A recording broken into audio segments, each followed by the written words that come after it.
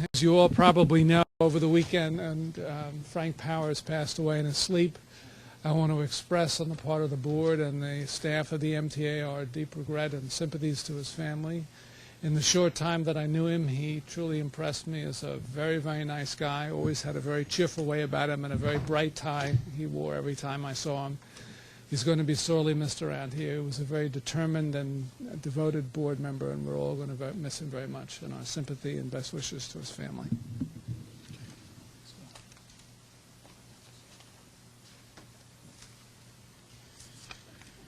Okay, good afternoon, folks. We threw a lot of information to you at the Finance Committee today, and so before I take questions, I want to put this in context. First, to make the point that we're talking about two separate budgets. There is a relationship between the two, but there's operating capital. Let me first start talking about operating. Second. Okay. First, in regard to the operating budget, as I indicated at the hearing that Chairman Brodsky held last week in the Assembly, if the trends continue, we will be facing a budget deficit of more than $500 million in 2009.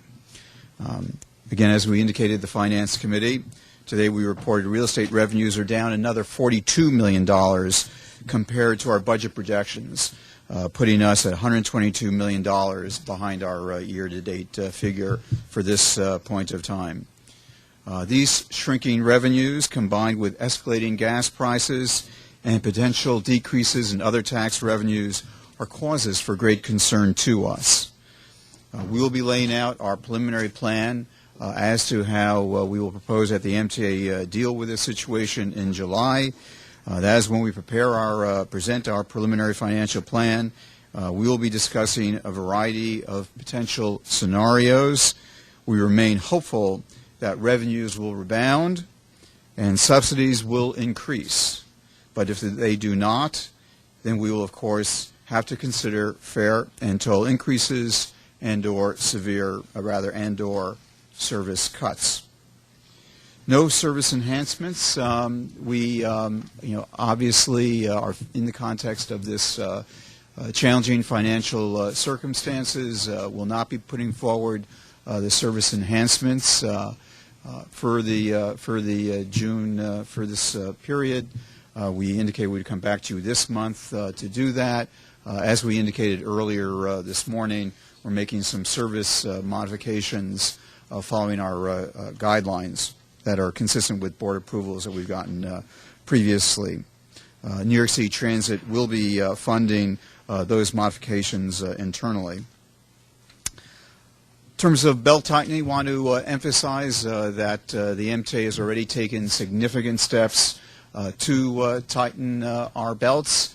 We are committed to reducing our budget by 6% over the next 4 years. We're already 1.5% into that. We have already begun the process of, from a management perspective, integrating our 3 bus companies into one, advancing our MTA Shared Business Services Center, where we are eliminating 7 back offices and creating one, and we will be announcing further belt tightening as we proceed, and we'll be doing that in more detail in July. So that gives you an overview of where we are on the operating side. On the capital side, as I've said, going back to last year, when we presented last year's financial plan, we are facing a crisis in our capital funding.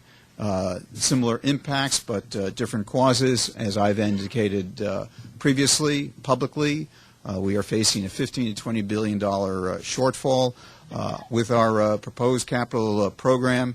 In terms of the existing capital program, where we presented to the board the reductions that we presented here are really a function of the increased cost of construction that not only we are facing in New York, not just in transit, in highway, not just in the metropolitan region, but nationally as well.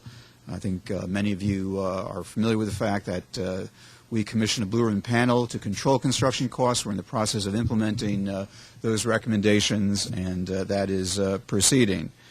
In regard to the capital plan, we are required to operate within the budget given to us for our existing five-year plan, and that's why we had to make the changes that we presented to you just now. The amendment that you saw relates to the deferral of projects, not cutting them. It is our anticipation that when we present our new capital program for the next five-year plan, we will be putting those projects forward that we are proposing now be deferred. It totals in the neighborhood of $2.7 billion that were deferred due to cost escalation, as well as to accommodate the inclusion of several critical additions. And some of those, as you may have noted, include implementation of initiatives stemming from the analysis of last August's flood. We were very concerned from a safety perspective. We worked with each agency to identify projects that could be deferred without impacting safety and that were already trending toward delay. Again, the agencies can be more specific about the decisions that were made there.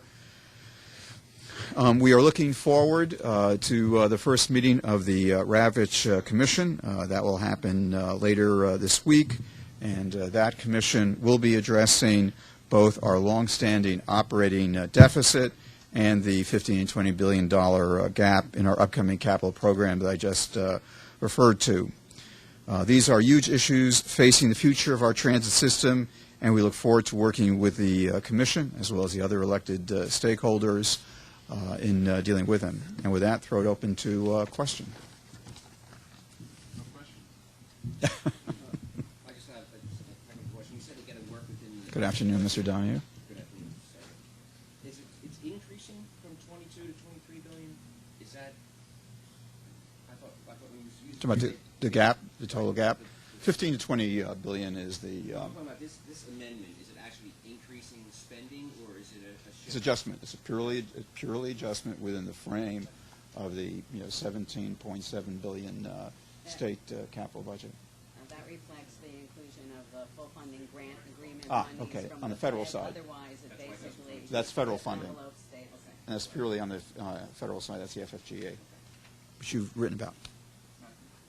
So, how do you respond to Jeff K's point, which was that if eventually you'll have to do service cuts, why implement these service enhancements? Again, they are not service enhancements. We should not have included them. You can argue whether we should have included them in the basket of service enhancements.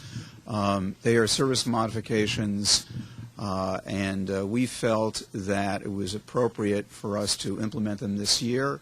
I am hopeful that we will have the funding to continue them. If our ridership continues to be at the level that they are now, that is certainly our preference. I think you can make an argument both sides of the ledger. Why put them forward if next year there is the prospect that the money might not be there to sustain them? On the other hand, there are safety issues associated with these. There are on-time performance issues associated with these. These fall within guidelines that the board previously approved. They go back, the implementation of the concept of service guidelines goes back almost 20 years. They really should have been implemented further, and we think that it's the appropriate thing to do. Let me have Howard Roberts see if there's anything, Howard, that you want to add to that.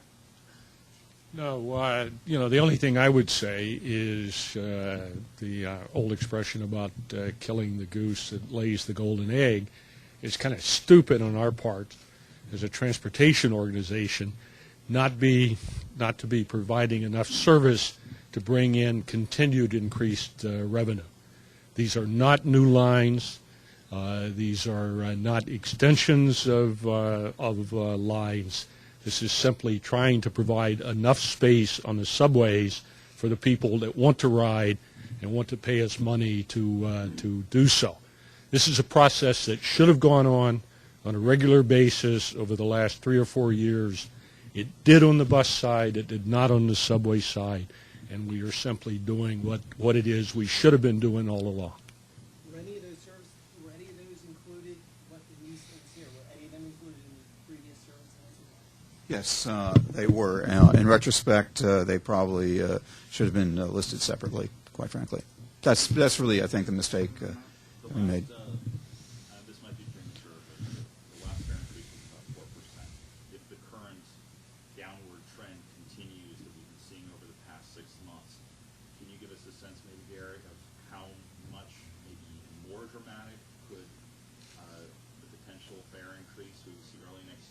Well, first, let me answer that, Steve, and then we can have Gary comment on it again. We will be laying out those scenarios and what the implications are of those scenarios a month from now when we lay out the financial plan. Okay. Yep. The deferments under discussion, are they, what's the time range? Is it months, years, or is it across the board? Well, it applies to the last year of our capital plan, and so we will be laying out when they would be placed in the next capital program. If Linda, if there's anything more you want to add to that. My expectation is most of those projects that are being deferred will be picked up early in the 10 to 14 program. You talked about the fact that you have to do some of these others things next month, but you didn't get subsidies. I presume that's subsidies from Albany. I wondered if there's been any productive discussion with members of the Senate or Assembly in terms of coming up with a tax, coming up with some way to trace the money moving up from convention pricing and the income tax and a way to find out if we get the money. Yeah, no, I appreciate the question. What I'm pleased by is the reaction that I've seen to the Ravich panel. These are the different choices that the Ravich panel will be looking at, and I think the legislative reaction to the Ravich panel, from what I've heard, has been positive. Doesn't this put pressure on Albany to deal with this issue? I mean, you have the largest subway system in the world that is facing serious financial problems. Doesn't the state legislature have an obligation to deal with it? Yeah, no, I'll have to. I think it puts pressure on all of us. I mean, this is something that's going to happen next year, not next month. Puts pressure on all of us to figure out how to work through this problem. And also good things can happen as well as bad things. And it's premature, I think, to assume the end of the world is coming. I mean, we have a lot of very competent people trying to figure out how to make this system work and work better in a time when money is going to be very difficult to come by. And I think everybody is working together now. And our first job is to lay out the problem, and that we're going to do next month. After we lay out the problem, then the Ravich panel is supposed to come and help us find solutions. And what those solutions that he proposes or that panel proposes will then be taken up by the legislature. This is a process that's going to go on for 6 or more months. I believe that the legislators last year who testified here and the other hearings were sincere in saying to us, ask Albany for help. And certainly, the conversations I've had with key legislators are consistent with that. I think they are looking forward to the results of the Ravich panel. As the chairman said, we have our piece to do, which is the 6% reductions, which is very significant reductions for us. And we are hopeful that Albany will do its part.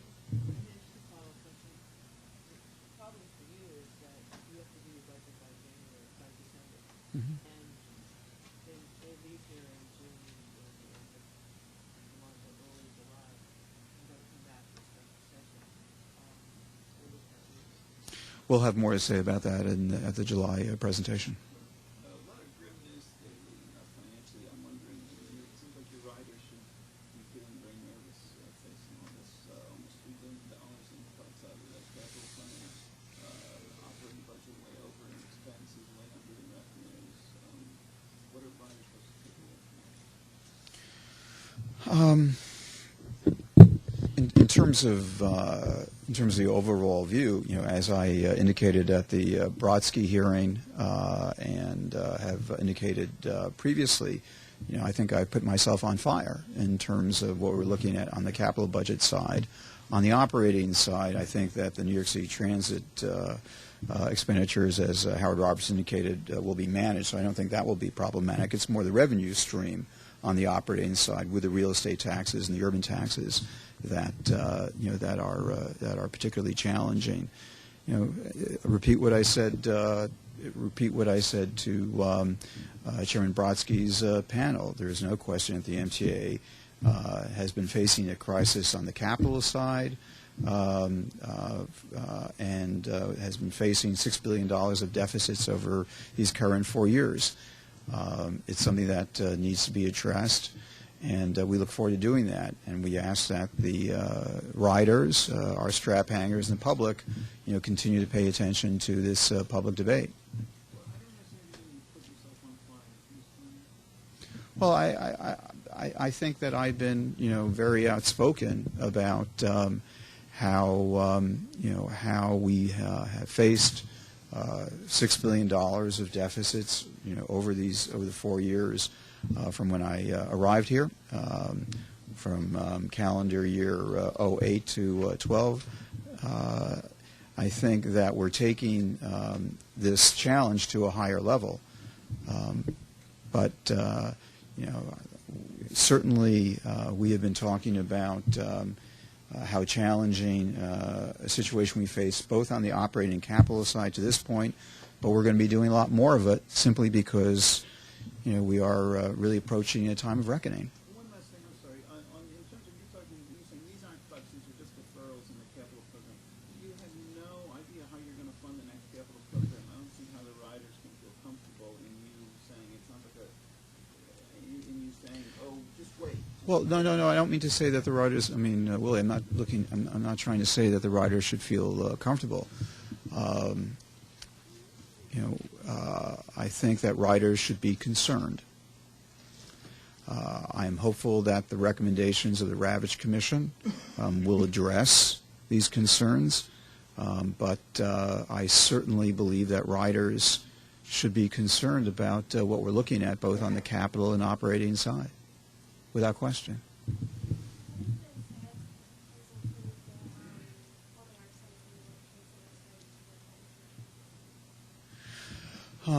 That proposal in terms of the Performing Arts Center has basically been passed on. I think we've actually spoken to that publicly.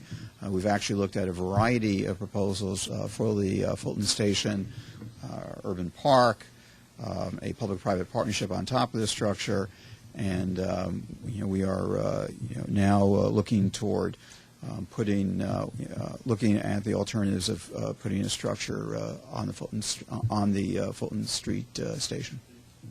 Are you hopeful that Albany, between the time the report comes out and when you have to adopt a budget, which is probably in a matter of weeks, might be able to come up with new revenue so riders won't have a back-to-back fare? I think we'll have more to say about that in July in terms of the issues of timing and how we will be proposing how we address that.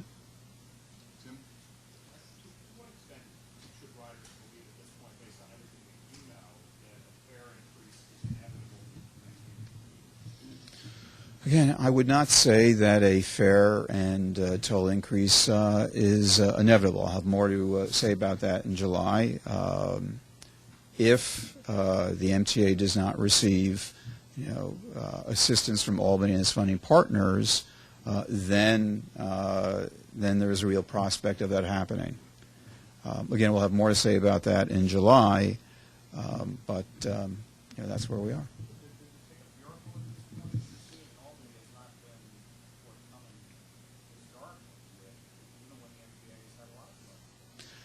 As I say, I believe that whether one wants to characterize it as a miracle or not, I believe that the recommendations that the Ravich Commission,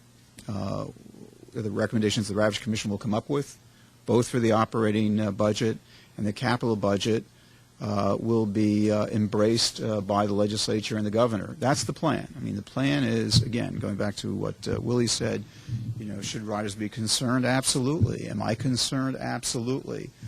The reason why the governor appointed Dick Ravich to chair this panel is to address these significant deficits on the operating and the capital side, and I am hopeful and optimistic that there will be confidence and trust in Dick Ravich and his panel, and that when that panel issues its recommendations, which will be around Thanksgiving, end of November, that they will be embraced and passed by the state legislature.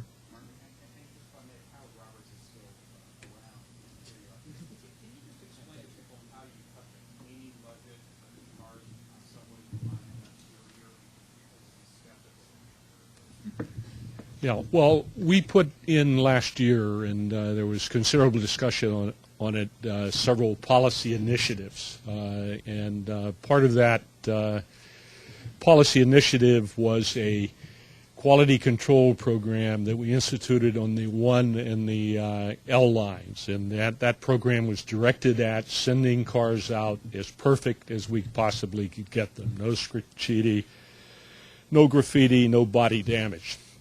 These were pilot programs, and what we've discovered that and I don't want to encourage anybody, but the amount of damage we've encountered on those 2 lines was less than we expected. So we're trimming that specific program back. In terms of car cleaning at the end of the lines, it was the same thing. We did the policy initiatives to find out how much it cost to do the job properly. And what we've discovered right now, we only have cleaning at each terminal in effect on the 7 and the L. And what we've discovered is that, in fact, we can keep the cars clean. And I think the strap hangers have documented the increase in cleanliness when they did their report several months ago. We can maintain that standard without the number of people that we initially allocated to the task. And I mean, that's the way we're under. As Lee says, tremendous budget pressure, and we're looking at everything we do and bringing it down to what is required to meet our standards. We also, in terms of the office, Steve File standing right behind you, we looked at the administrative staff in Steve's office and that of his direct reports, and decided that we could get along with about, I think it was 12 people. And, would we like to have those 12 people? Would things run slightly better? Yeah, probably, but these are tough times. And so that's where the savings. There will be no increase in scritchiti on the 1 and L lines unless we have unless you guys encourage people to go out and do that, and there will be no decrease in car cleanliness observed by the people that ride the 7 and the L. Thanks, 2 more questions, Martin.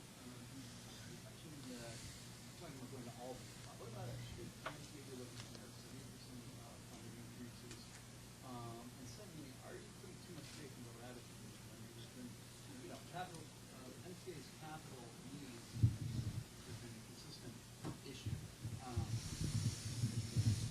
Gas, people that want gas taxes with $4 gas and everything.